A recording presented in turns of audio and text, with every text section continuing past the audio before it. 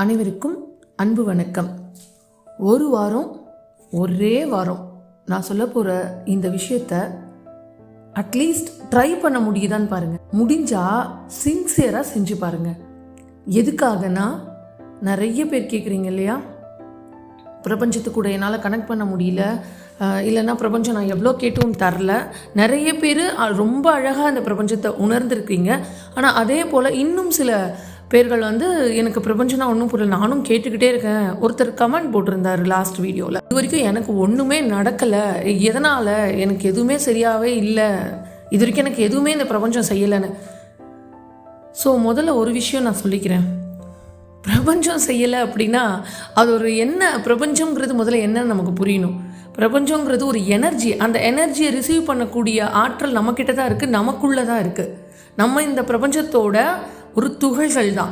இந்த பிரபஞ்சம்ன்றது இறைவனால் படைக்கப்பட்ட அழகான ஒரு விஷயம். அப்போது எல்லாமே பிரபஞ்சங்கிறது இந்த எத்தனை உயிர்களும் சேர்ந்தது தான், செடி கொடி மரம் எல்லாமே சேர்ந்தது தான் இந்த பிரபஞ்சம். அப்போ இந்த பிரபஞ்சம் நம்ம இறைவனோட கனெக்ஷன் ஆகிறதுக்கு நமக்கு உதவி செய்கிறாங்க. அப்போது நம்ம அந்த எனர்ஜியை ரிசீவ் பண்ணிக்கணும், அந்த ஆற்றலை உள்வாங்கிக்கிட்டால் தானே நம்ம முன்னெல்லாம் அந்த காலத்தில் இறைவனை நினச்சா அப்படியே நேரில் காட்சியாக பார்த்தாங்க. இறைவன் நேரில் காட்சி கொடுத்துருந்தாரு. ஏன்னா மனிதர்களோட மனம் அந்தளவுக்கு உயர்ந்த குணமாக இருந்ததா, அந்தளவுக்கு ஆற்றல் நிறைஞ்சுதான் மனிதர்கள் இருந்தாங்களாம். அவங்க சாப்பிடக்கூடிய உணவுகள் எல்லாமே ஆரோக்கியமாக இருந்திருக்கு, அவங்க செஞ்சிட்டு இருந்த விஷயங்கள் எல்லாமே ஆரோக்கியமாக இருந்திருக்கு. ஆனால் இப்போது நமக்கு அப்படி இல்லவே இல்லை, அதற்கான சூழ்நிலையும் அமையலை, வேற வழியே இல்லை, நம்ம அதுக்குள்ளே போய் சிக்கிக்கிட்டாச்சு. அப்போ நம்ம எப்படி இப்போ இறைவனை உணர்ந்துடணும் அப்படின்னா, எனக்கு எல்லாமே கிடச்சிடணும் அப்படின்னா நம்ம அதுக்கு தகுதி உடையவங்களாக இருக்கணும் இல்லையா. தகுதிங்கிறது நான் சொல்கிறது பண விஷயத்தை பற்றியோ, இல்லை நான் ஒரு பெரிய ஒரு பொசிஷனில் இருக்கணும், நான் ஒரு பெரிய பதவியில், இதை பற்றியே நான் பேசலை. தகுதி அப்படிங்கிறது இறைவன்கிட்ட பொறுத்த வரைக்கும், இந்த பிரபஞ்ச பேராற்றலை பொறுத்த வரைக்கும் அன்பு மட்டும்தான். அதுக்கும் நிறைய பேர் கமெண்ட்ஸ் போட்டிருந்தாங்க, அன்பாருங்க சொல்கிறீங்க, அன்பாக இருந்தால் எனக்கு எல்லாரும் ஏமாற்றிடுறாங்க, அன்பு காட்டினா நான் ஏமாற்றம் தான் எனக்கு மிச்சமாக இருக்குது, அன்புனா எல்லாம் ஏமாற்றிட்டு போகிறதுக்கு தான் ரெடியாக இருக்காங்க, என்கிட்டேருந்து அன்பை வாங்கிக்கிறாங்க, ஆனால் என்னை எல்லாரும் திரும்பி கொடுக்கறதில்ல, என்னை ஏமாற்றிட்டு போயிடுறாங்க. மொதல் விஷயம் நம்ம ஒன்று தெரிஞ்சுக்கணும், அன்பு அப்படிங்கிறதே கொடுக்கறதுக்கு மட்டும்தான். எப்போதுமே எதிர்பார்த்து அந்த அன்பை கொடுத்தோம் அப்படின்னா நிச்சயமாக ஏமாற்றம் மட்டும்தான் இருக்கும். ஏன் எதிர்பார்க்கணும்? அப்படி எதிர்பார்க்குறீங்கன்னா அன்பே காட்டாதீங்க, அதுக்கு பேர் அன்பே கிடையாது. அது ஒரு வாயில்லா ஜீவன்கள் கிட்ட இருந்தாலும் சரி, மனிதர்கள்கிட்டையாக இருந்தாலும் சரி, செடி கொடிகள் கிட்ட இருந்தாலும் சரி, எதிர்பார்த்து, அதாவது நான் இப்போ கொடுக்குறேன், நான் இவ்வளோ செய்கிறேன், எனக்கு என்ன திரும்பி கிடைக்க போகுது, நீ உங்ககிட்டேருந்து எனக்கு என்ன அன்பு, அதே அன்பு திரும்ப கிடைக்குமா, இல்லை பொருளாதார ரீதியாக எனக்கு உதவி கிடைக்குமா, இப்படிலாம் எதிர்பார்த்து ஒருத்தங்களுக்காக ஒரு விஷயத்த பண்ணோன்னா அதற்கு பேர் அன்பு இல்லை. அப்படி இறைவன் எதிர்பார்த்துருந்தா நமக்கு எதுவுமே இப்போ வரைக்கும் நமக்கு கிடச்சிருக்காது. நான் சொன்ன மாதிரி கமெண்ட்ஸில் நிறைய பேர் கேட்டிருந்தாங்க இல்லையா, எனக்கு எதுவுமே செய்யலை, எனக்கு எதுவுமே நடக்கலை, ஒரு அதிசயமும் நடக்கலை, ஒரு விஷயமும் எனக்கு நல்லது நடக்கலை. நான் ஒரு விஷயம் சொல்கிறேன், இன்றைக்கி நம்ம இப்படி இங்கே கமெண்ட்ஸ் போட்டு டைப் பண்ணுற அளவுக்கு நம்மளை ஆரோக்கியமாக வச்சுருக்காரு இல்லையா, அதுவே பெரிய விஷயம். அதை முதல்ல நம்ம உணர்ந்தோமான்னு தெரியல. அப்படி தெரிஞ்ச யாருமே இத்தனை வருஷம் நான் வாழ்ந்து எனக்கு எதுவுமே கிடைக்கலன்ற வார்த்தைகளை சொல்லவே மாட்டோம். ஏன்னா இன்னைக்கு இந்த உலகத்தில் அடுத்த செகண்டு உயிருக்கு உத்தரவாதம் கிடையாது. முன்னெல்லாம் இத்தனை வயசானாதான் இறப்பு அப்படின்றதே நடக்கும். அந்த காலத்துலலாம் எனக்கு தெரிஞ்சு 90-100 வயசுக்கு மேலே தான், அதுக்கு மேலே இருந்தவங்களும் இருக்காங்க. இப்போ அப்படி இல்லையே, சின்ன குழந்தைங்களும் சீக்கிரமாக இறந்து போயிடுதுங்க. இப்போ நடுத்தரவர், அதாவது ஒரு யங்ஸ்டர்ஸ்க்கும் உயிருக்கு உத்தரவாதம் இல்லை, வயசானவங்களுக்கும் இல்லை. முன்னெல்லாம் சொல்லுவோம் வயசானதானே இறந்து போகிறோம் அப்படின்னு. இப்போ எதுவுமே இல்லை, எந்த நிமிஷம் யாருக்கு என்ன நடக்குதுன்னு எதுவுமே தெரியல. அந்த அளவுக்கு நம்ம ஆரோக்கியத்தை நம்ம கெடுத்து வச்சுருக்கோம், நம்ம மனநிலைமையை கெடுத்து வச்சுருக்கோம், எல்லாத்தையும் நம்ம மேலே தப்பு பண்ணிவிட்டு அந்த இறைவர்லாம் நான் ஒன்று சொல்கிறேங்க, இறைவனை அடையிறதுலாம் அவ்வளோ சுலபமாக அப்படியே ரொம்ப ஈஸி அப்படின்னு இல்லை, ஆனால் ரொம்ப ஈஸி தான். இது என்ன அப்படின்னா இதை புரிஞ்சிக்கணும். ஈஸி அப்படிங்கிறதுக்காக இறைவன் நம்ம வச்ச ஆளோ இல்லை நமக்கு கேட்டோன்னே அதை அனுப்பு இதை அனுப்பு அப்படின்னா அப்படி இல்லை. இப்போது ஒரு பேங்க் மேனேஜர் இருக்காருன்னு வச்சுக்கோங்களேன், உங்கள் பேங்க்கில் நீங்கள் அந்த பேங்க்கில் அக்கௌண்ட் வச்சுருந்தா அந்த அக்கௌண்ட்டில் பணம் போட்டிருந்தா மட்டும்தான் நீங்கள் போய் அந்த மேனேஜர்கிட்ட கேட்கும் பொழுது அவர் உங்கள் அக்கௌண்ட்லேருந்து பணத்தை எடுத்து கொடுப்பார். நீங்கள் ஒரு 10,000 ரூபா வச்சுருக்கிறீங்கன்னு வச்சுக்கோங்க, ஒரு உதாரணத்துக்கு பேங்க்கில் நீங்கள் ஒரு 10,000 ரூபா வச்சுருக்கீங்க அப்படின்னா, நீங்கள் போய் அந்த 10,000 ரூபாக்குள்ளே எவ்வளோ எடுக்க முடியுமோ அதை தான் எடுக்க முடியும், இல்லை அந்த 10,000 ரூபா எடுக்கலாம். நீங்கள் போயிட்டு எனக்கு ஒரு 50,000 ரூபா கொடுங்க அப்படின்னா அவர் என்ன சொல்லுவார், உன் அக்கௌண்ட்லேயே இல்லையேப்பா நான் எப்படிப்பா கொடுக்குறது அப்படின்னு சொல்லுவார் இல்லையா?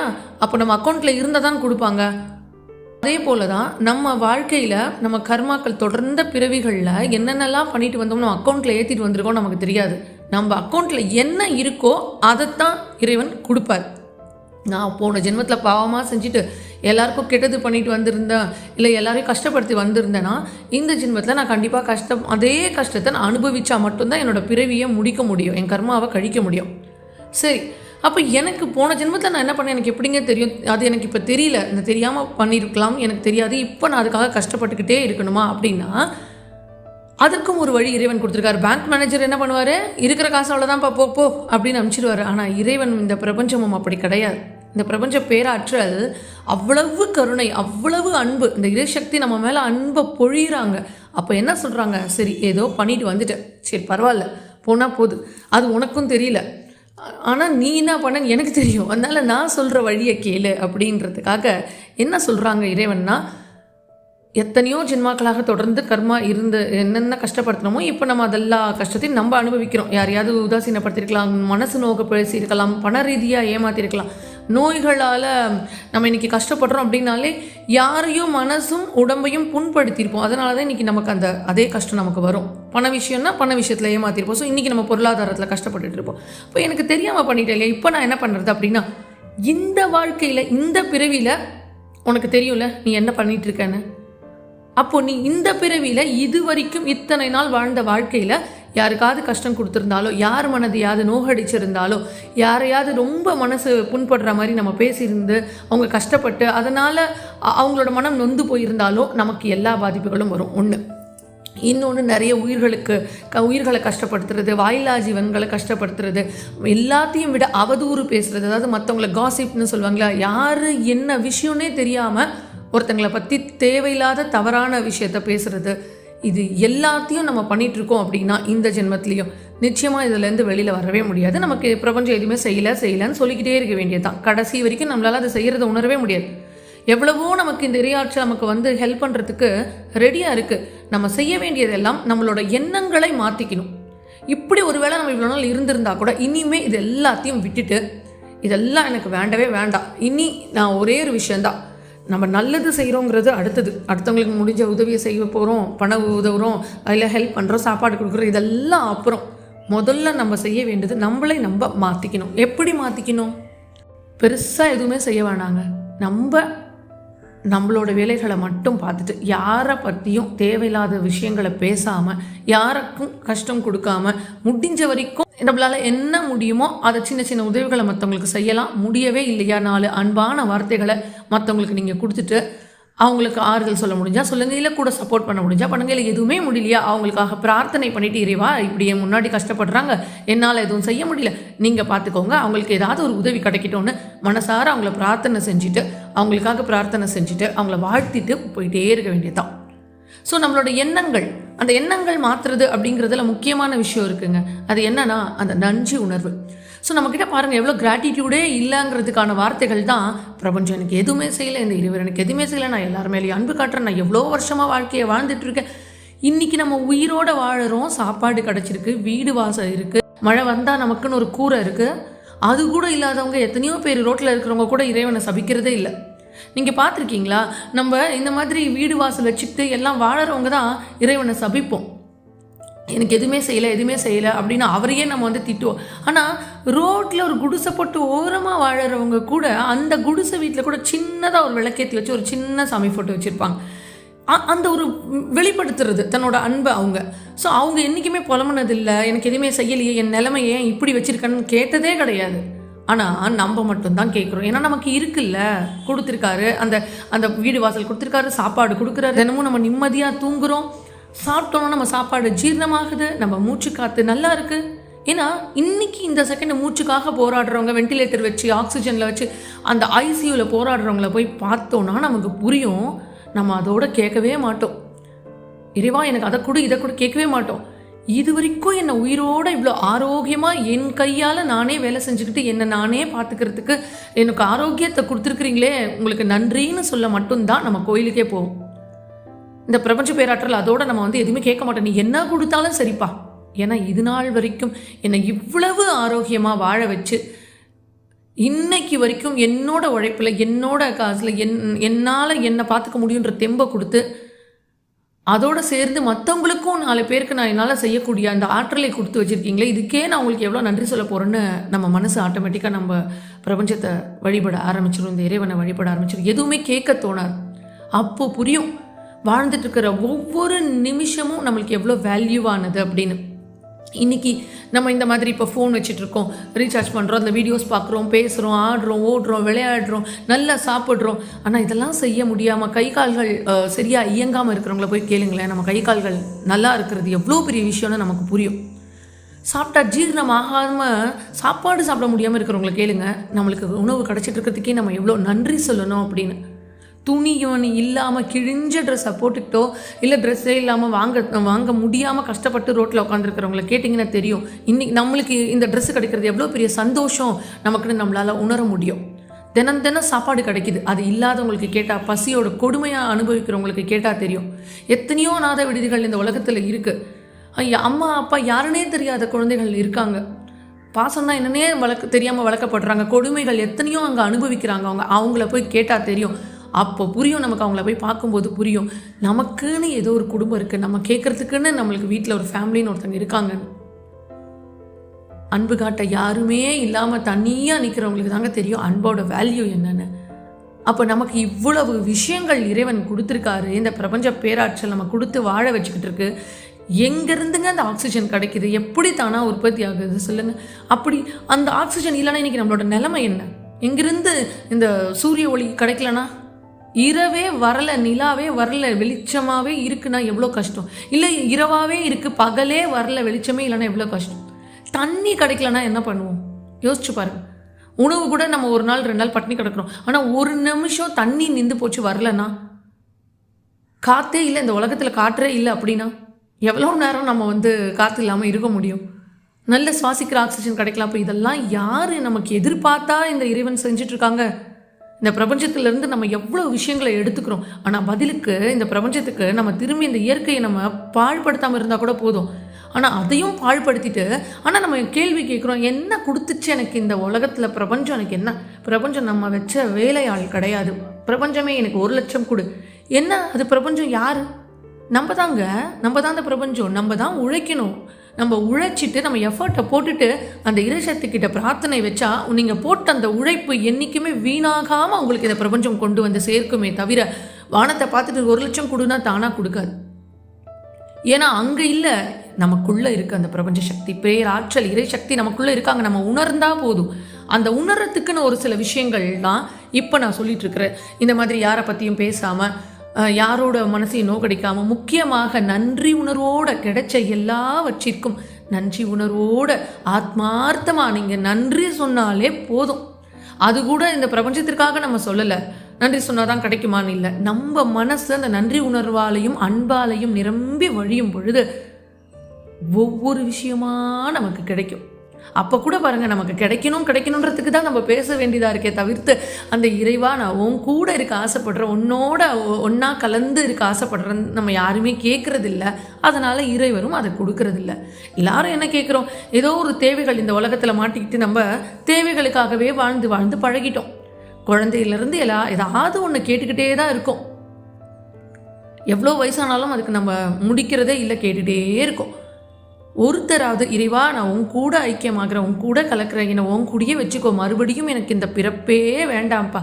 இந்த பிறந்து இந்த பூமியில் வாழ்ந்து ஒவ்வொரு மனிதர்களையும் பார்த்து ஒவ்வொரு போலி விஷயத்தையும் கேட்டு யார் உண்மை யார் பொய், எது உண்மையான அன்பு, எது நம்மக்கிட்ட பொய் சொல்கிறாங்களா ஏமாத்துறாங்களா, நமக்கு எதுவுமே புரியாமல் ஏமாந்து கஷ்டப்பட்டு எதிர்பார்த்து மறுபடியும் மனிதர்கள்கிட்ட போயிட்டு அடி வாங்கி,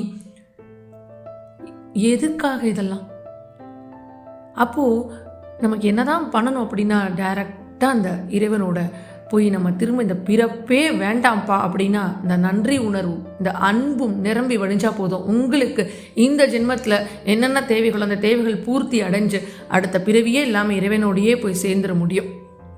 அதுக்கு நம்ம இன்னும் ஒரு சில முக்கியமான விஷயங்கள் செய்யணும். முதல்ல நமக்கு அந்த நன்றி உணர்வு வரணும், ஒரு நல்ல எண்ணம் வரணும்னாலே நம்ம செய்யக்கூடிய சில விஷயங்களை நம்ம நிறுத்தணும். அது என்ன அப்படின்னா, மொதல் விஷயம் கட் பண்ண வேண்டியது தேவையில்லாத நெகட்டிவான விஷயங்களை நம்ம ஈர்த்துக்கிறோம் இல்லையா? டிவி மூலியமாக நியூஸ் பார்க்குறோம்.